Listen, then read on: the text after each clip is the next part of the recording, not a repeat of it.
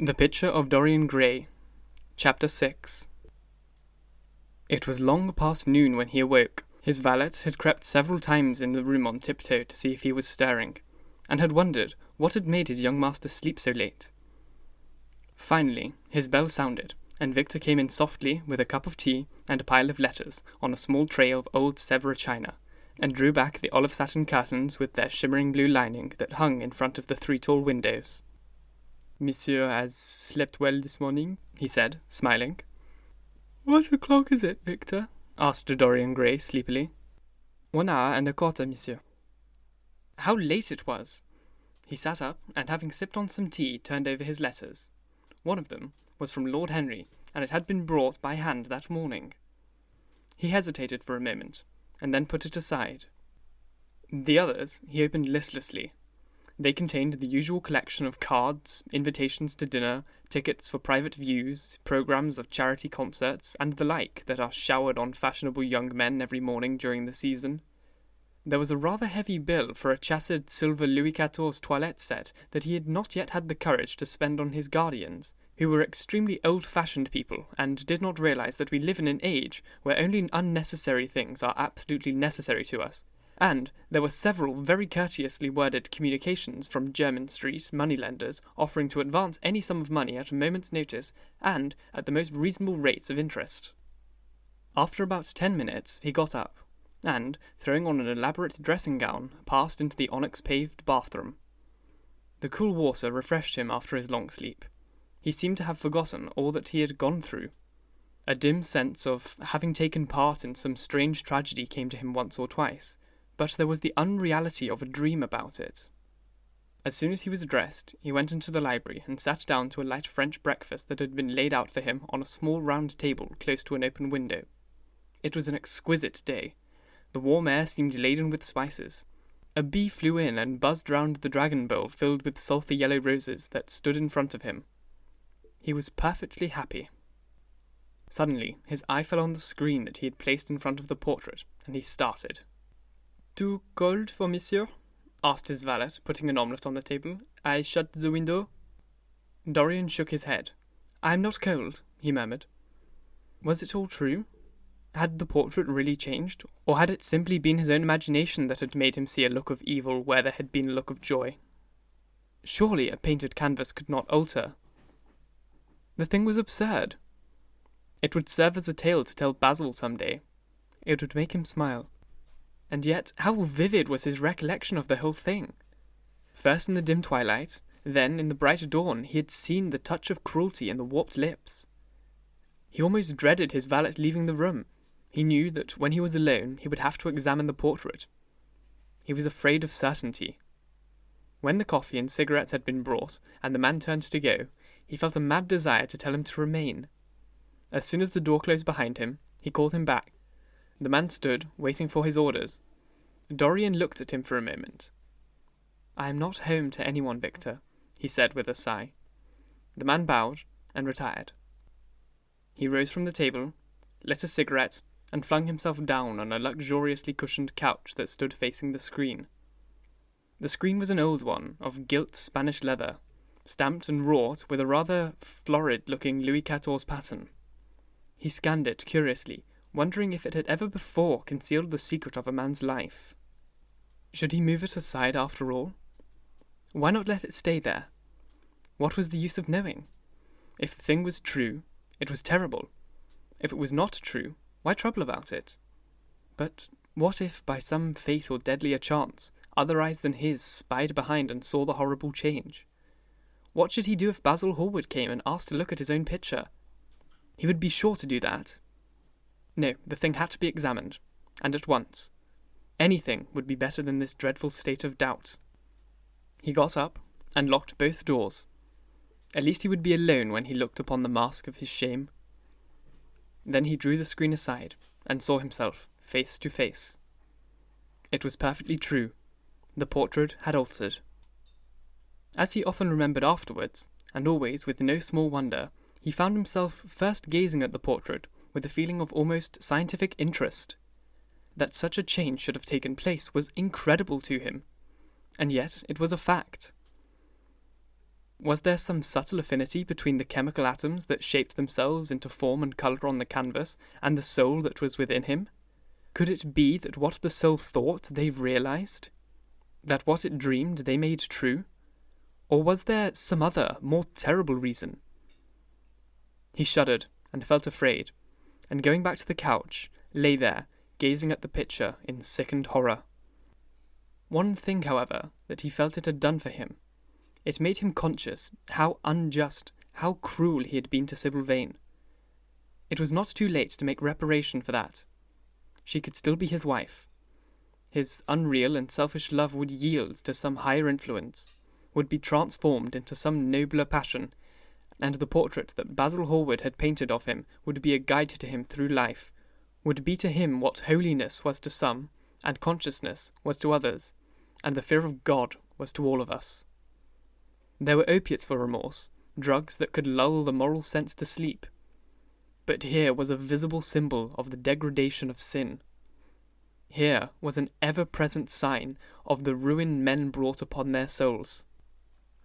3 o'clock struck, and 4, and 4:30, but he did not stir.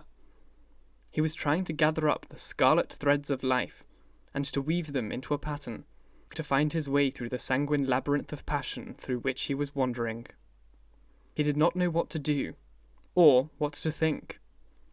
Finally, he went over to the table and wrote a passionate letter to the girl he had loved, imploring her forgiveness and accusing himself of madness. He covered page after page with wild words of sorrow and wilder words of pain. There is a luxury in self-reproach. When we blame ourselves, we feel that no one else has a right to blame us. It is the confession, not the priest, that gives us absolution. When Dorian Gray had finished the letter, he had suddenly felt that he had been forgiven. Suddenly there came a knock to the door, and he heard Lord Henry's voice outside. "My dear Dorian, I must see you. Let me in at once. I can't bear you shutting yourself up like this." He made no answer at first, but remained quite still. The knocking still continued, and grew louder. Yes, it was better to let Lord Henry in, and to explain to him the new life he was going to lead, to quarrel with him if it became necessary to quarrel, to part if parting was inevitable. He jumped up and drew the screen hastily across the picture, and unlocked the door. "I am sorry for it all, my dear boy," said Lord Henry, coming in, "but you must not think about it too much." "Do you mean Sybil Vane?" asked Dorian. "Yes, of course," said Lord Henry, sinking into a chair and slowly pulling off his gloves. "It is dreadful from one point of view, but it is not your fault. Tell me, did you go behind and see her after the play was over?" "Yes." "I felt sure you had. Did you make a scene with her?" "It was brutal, Harry. Perfectly brutal. But it is all right now. I am not sorry for anything that has happened. It has taught me to know myself better." "Ah, Dorian, I'm so glad you take it in that way. I was afraid I would find you plunged in remorse and tearing your nice hair." "I have gone through all that," said Dorian, shaking his head and smiling. "I am perfectly happy now. I know what conscience is to begin with. It is not what you told me it was. It is the divinest thing in us. Don't sneer at it, Harry, any more. At least, not before me. I want to be good. I can't bear the idea of my soul being hideous." "A very charming artistic basis for ethics, Dorian. I congratulate you on it. But how are you going to begin?" "By marrying Sybil Vane." "Marrying Sybil Vane!" cried Lord Henry, standing up and looking at him in perplexed amazement. "But my dear Dorian—" "Yes, Harry, I know what you're going to say. Something dreadful about marriage. Don't say it. Don't ever say things of that kind to me again. 2 days ago, I asked Sybil to marry me. I'm not going to break my words to her. She is to be my wife." "Your wife? Dorian! Didn't you get my letter? I wrote you this morning and sent the note down by my own man." "Your letter? Oh, yes, I remember. I have not read it yet, Harry. I was afraid there might be something in there that I wouldn't like." Lord Henry walked across the room, and, sitting down by Dorian Gray, took both his hands in his, and held them tightly. "Dorian," he said, "my letter, don't be frightened, was to tell you that Sybil Vane is dead." A cry of pain rose from the lad's lips, and he leapt to his feet, tearing his hands away from Lord Henry's grasp. "Dead! Sybil, dead! It is not true! It is a horrible lie!" "It is quite true, Dorian," said Lord Henry gravely. "It is in all the morning papers. I wrote down to ask you not to see anyone till I came. There will have to be an inquest, of course, and you must not be mixed up in it. Things like that make a man fashionable in Paris, but in London people are so prejudiced. Here, one should never make one's debut with a scandal. One should reserve that to give an interest to one's old age. I don't suppose they know your name at the theatre. If they don't, it's all right. Did anyone see you going round to her room? It is an important point." Dorian did not answer for a few moments. He was dazed with horror. Finally, he murmured in a stifled voice, "Harry, did you say an inquest? What did you mean by that? Did Sybil... Oh, Harry, I can't bear it! Be quick. Tell me everything at once." "I have no doubt it was not an accident, Dorian, though it must be put in that way to the public. As she was leaving the theatre with her mother, about 12:30 or so, she said that she had forgotten something upstairs. They waited some time for her, but she did not come down again. They ultimately found her lying dead on the floor of her dressing room. She had swallowed something by mistake, some dreadful thing they use at theatres. I don't know what it was, but it either had prussic acid or white lead in it. I should fancy it was prussic acid, as she seemed to have died instantaneously. It is very tragic, of course, but you must not get yourself mixed up in it. I see by the Standard that she was 17. I should have thought she was almost younger than that. She looked like a child and seemed to know so little about acting. Dorian, you mustn't let this get on your nerves. You must come and dine with me, and afterwards we will go looking at the opera. It is a Patty night, and everybody will be there. You can come to my sister's box. She has got some smart women with her." "So I have murdered Sybil Vane," said Dorian Gray, half to himself. "Murdered her as certainly as if I had cut her little throat with a knife. And the roses are not less lovely for that. The birds sing just as happily in my garden. And tonight I am to dine with you, and then go on to the opera, and sup somewhere, I suppose, afterwards. How extraordinarily dramatic life is! If I had read this in a book, Harry, I would have wept over it. Somehow, now that it has happened actually, and to me, it seems far too wonderful for tears. Here is the first passionate love letter I have ever written in my life. Strange that my first passionate love letter should be addressed to a dead girl. Can they feel, I wonder, those silent people we call the dead? Sybil? Can she feel, or know, or listen? Oh, Harry, how I loved her once! It seems years ago to me now. She was everything to me. Then came that dreadful night. Was it really only last night? When she played so badly, and my heart almost broke. She explained it all to me. It was terribly pathetic. But I was not moved a bit. I thought her shallow. Then something happened that made me afraid. I can't tell you what it was, but it was awful. I said I would go back to her. I felt I had done wrong. And now she is dead. My God, Harry, what shall I do? You don't know the danger I am in, and there is nothing to keep me straight. She would have done that for me. She had no right to kill herself. It was selfish of her. My dear Dorian, the only way a woman can ever reform a man is by boring him so completely that he loses all possible interest in life. If you had married this girl, you would have been wretched. Of course, you would have treated her kindly. One can always be kind to people about whom one cares nothing. But she would have soon found out that you were absolutely indifferent to her. And when a woman finds that out about her husband, she either becomes dreadfully dowdy, or wears very smart bonnets that some other woman's husband has to pay for. I say nothing about the social mistake, but I assure you that in any case the whole thing would have been an absolute failure. I suppose it would, muttered the lad, walking up and down the room, and looking horribly pale. "But I thought it was my duty. It is not my fault that this terrible tragedy has prevented my doing of what was right. I remember your saying once that there is a fatality about good resolutions, that they are always made too late. Mine certainly were." "Good resolutions are simply a useless attempt to interfere with scientific law. The origin is pure vanity. The result is absolutely nil.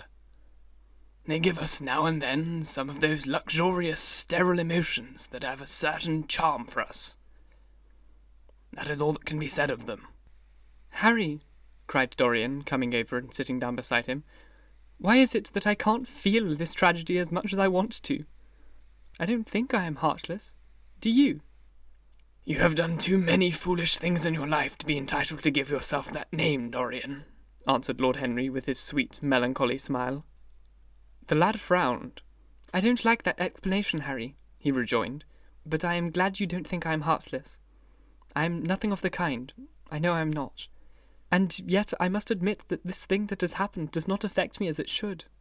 It seems to me to be simply a wonderful ending to a wonderful play. It is all the terrible beauty of a great tragedy, a tragedy in which I took part, but by which I have not been wounded." "It is an interesting question," said Lord Henry, who found an exquisite pleasure in playing on the lad's unconscious egotism. "An extremely interesting question. I fancy that the explanation is this. It often happens that the real tragedies of life occur in such an inartistic manner that they hurt us by their crude violence, their absolute incoherence, their absurd want of meaning, their entire lack of style. They affect us just as vulgarity affects us. They give us an impression of sheer brute force, and we revolt against that. Sometimes, however, a tragedy that has artistic elements of beauty crosses our lives. A tragedy that has artistic elements of beauty crosses our lives. If these elements of beauty are real, the whole thing simply appeals to our sense of dramatic effect. Suddenly, we find that we are no longer the actors, but the spectators of the play. Or, rather, we are both.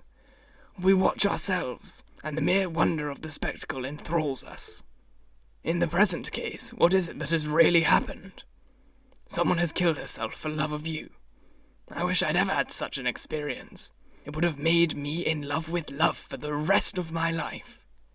The people who have adored me, there have not been very many, but there have been some, have always insisted on living long after I have ceased to care for them, or they care for me. They have become stout and tedious, and when I meet them, they go in at once for reminiscence. That awful memory of woman, what a fearful thing it is. And what an utter intellectual stagnation it reveals. One should absorb the colour of life, but one should never remember its details. Details are always vulgar. Of course, now and then things linger. I wore nothing but violets all through one season, as mourning for a romance that would not die. Ultimately, however, it did die. I forget what killed it. I think it was her proposing to sacrifice the whole world for me. That is always a dreadful moment. It fills one with the terror of eternity. Well, would you believe it? A week ago, at Lady Hampshire's, I found myself seated at dinner next to the lady in question, and she insisted on going over the whole thing again and digging up the past and racking up the future. I had buried my romance in a bed of poppies. She dragged it out again and assured me that I had spoiled her life. I am bound to state that she ate an enormous dinner, so I did not feel any anxiety. But what lack of taste she showed! The one charm of the past is that it is the past. But women never know when the curtain has fallen. They always want a sixth act, and, as soon as the interest of the play is entirely over, they propose to continue it. If they were allowed to have it their way, every comedy would have a tragic ending, and every tragedy would culminate in a farce. They are charmingly artificial, but they have no sense of art. You are more fortunate than I am. I assure you, Dorian, that not one of the women I have known would have done for me what Sybil Vane did for you. Ordinary women always console themselves. Some of them do it by going in for sentimental colours. Never trust a woman who wears mauve, whatever her age may be, or a woman over 35 who is fond of pink ribbons. It always means that they have a history. Others find great consolation in suddenly discovering the good qualities of their husbands. They flaunt their conjugal felicity in one's face as if it were the most fascinating of sins. Religion consoles some. Its mysteries have all the charm of flirtation. A woman once told me, and I can quite understand it. Besides, nothing makes one so vain as being told that one is a sinner. There is really no end to the consolation that women find in modern life. Indeed, I have not mentioned the most important one of all. What is that, Harry? Said Dorian listlessly. Oh, the obvious one. Taking someone else's admirers when one loses one's own. In good society, that always whitewashes a woman. But really, Dorian, how different Sybil Vane must have been from all the women one meets. There is something to me quite beautiful about her death. I am glad I am living in a century where such wonders happen. They make one believe in the reality of the things that shallow, fashionable people play with, such as romance, passion, and love. I was terribly cruel to her. You forget that. I believe that women appreciate cruelty more than anything else. They have wonderfully primitive instincts. We have emancipated them, but they remain slaves, looking for their masters, all the same. They love being dominated. I am sure you were splendid. And, after all, you said something to me the day before yesterday that seemed to me at the time to be merely fanciful. But that I see now was absolutely true, and it explains everything. What was that, Harry? You said to me that Sybil Vane represented to you all the heroines of romance, that she was Desdemona one night and Ophelia the other, that if she had died as Juliet, she came to life as Imogen. She will never come to life now, murmured the lad, burying his face in his hands. No, she will never come to life. She has played her last part. But you must think of that lonely death in the tawdry dressing-room simply as a strange, lurid fragment from some Jacobean tragedy, as wonderful a scene from Webster, or Ford, or Cyril Tourneur. The girl never really lived, and so she never really died. To you, at least, she was always a dream, a phantom that flitted through Shakespeare's plays, and left them lovelier for its presence. A reed through which Shakespeare's music sounded richer and more full of joy. The moment she touched actual life, she married it, and it married her, and so she passed away. Mourn for Ophelia, if you like. Put ashes on your head because Cordelia was strangled. Cry out against heaven because the daughter of Barbantio died. But do not waste your tears over Sybil Vane. She was less real than they are. There was a silence. The evening darkened in the room, noiselessly, and with silver feet the shadows crept in from the garden. The colours faded wearily out of things. After some time, Dorian Gray looked up. "You have explained me to myself, Harry," he murmured with something of a sigh of relief. "I felt all that you have said, but somehow I was afraid of it. I could not express it to myself. How well you know me! But we will not talk again of what has happened. It has been a marvellous experience. That is all. I wonder if life has still in store for me anything as marvellous." Life has everything in store for you, Dorian. There is nothing that you, with your extraordinarily good looks, will not be able to do. But suppose, Harry, I became haggard and grey and wrinkled. What then? Ah, then, said Lord Henry, rising to go. Then, my dear Dorian, you would have to fight for your victories. As it is, they are brought to you. No, you must keep your good looks. We live in an age that reads too much to be wise, and that thinks too much to be beautiful. We cannot spare you. And now you had better dress and drive down to the club. We are rather late as it is. I think I shall join you at the opera, Harry. I feel too tired to eat anything. What is the number of your sister's box? 27, I believe. It is on the grand tier. You will see her name on the door. But I am sorry you won't come and dine. I don't feel up to it, said Dorian wearily. but I am awfully obliged to you for all that you have said to me. You are certainly my best friend. No one has ever understood me as you have." "We are only at the beginning of our friendship, Dorian," answered Lord Henry, shaking him by the hand. "Goodbye. I shall see you before 9:30, I hope. Remember, Patty is singing." As soon as he closed the door behind him, Dorian touched the bell, and in a few minutes Victor appeared with the lamps and drew the blinds down. He waited impatiently for him to go. The man seemed to take an interminable time about everything.